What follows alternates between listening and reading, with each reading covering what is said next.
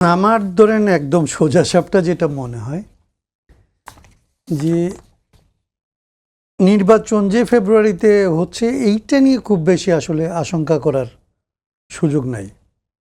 আমার কাছে মনে হয় না যে যারা এই নির্বাচনের বিরুদ্ধে বলছেন বা নির্বাচন ফেব্রুয়ারিতে হবে না বলছেন তারা এটা মিন করছেন এরকম আমার মনে হয় না।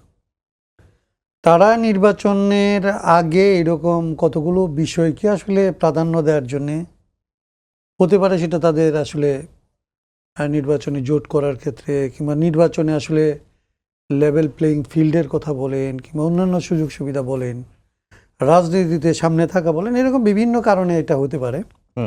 কিন্তু প্রকৃত অর্থেই নির্বাচন ঠেকায় দেওয়ার জন্য আসলে কেউ এই কথা বলছে এইটা আমি আসলে এখন মনে করছি না। আমার কাছে এটা একটা ড্রেটরিক মনে হচ্ছে।